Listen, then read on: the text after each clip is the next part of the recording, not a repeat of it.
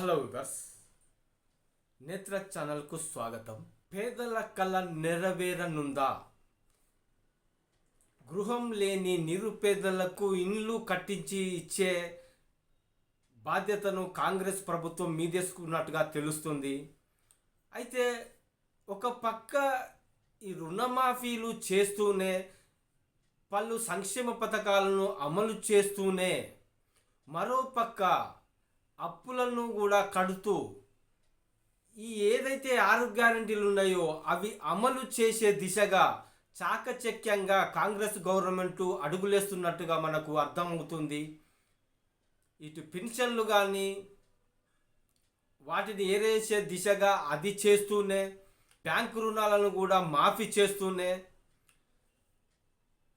నిరుపేదలకు ఎవరికైతే జాగా స్థలం కలిగి ఉండి వాళ్ళు కనుక ఇల్లు లేకుండా ఉన్నవారికి వాళ్ళు గృహం నిర్మించుకోవడానికి డబ్బులను సైతం ఇవ్వడానికి ఈ ఆగస్టు నెలలో ముందుకు తీసుకొని రావడానికి మంత్రి పొంగులేటి శ్రీనివాస్ రెడ్డి గారు నిన్న ఒక ప్రకటనలో తెలిపారు.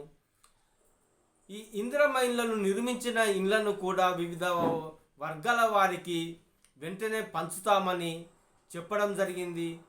కొత్తగా గృహాలు నిర్మించడం కూడా చేపట్టనున్నట్టుగా చెప్పడం జరిగింది. ఈ జాగా ఉన్నవారికి ఖచ్చితంగా మేము అనుకున్న విధంగా డబ్బులను అరేంజ్ చేసి ఇస్తామని, వాళ్ళు గృహం కట్టుకొని అందులో జీవించడానికి పాటుపడతామని, మేము కృషి చేస్తామని, ఖచ్చితంగా మేము చేసే తీరుతామని, వెనుకాడమని మంత్రి పొంగులేటి శ్రీనివాస్ రెడ్డి గారు తెలపడం జరిగింది. నిన్న ఒక విషయంలో చెప్పడం జరిగింది.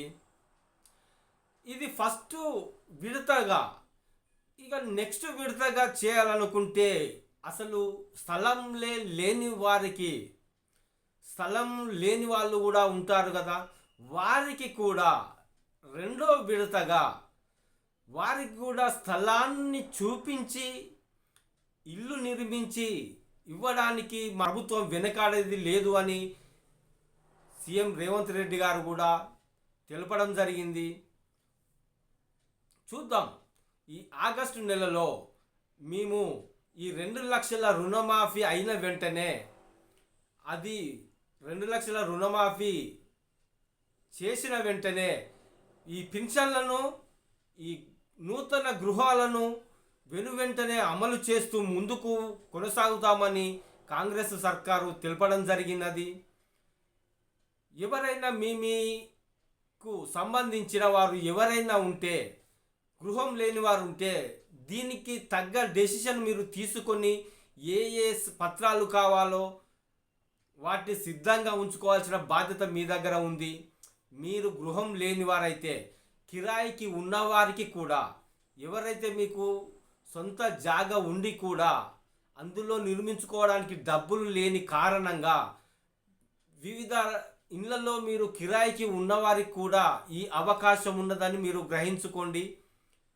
ఫస్ట్ టైం మీకు వచ్చే ఫస్ట్ టర్మ్ మీకే అది అవకాశం రానున్నది.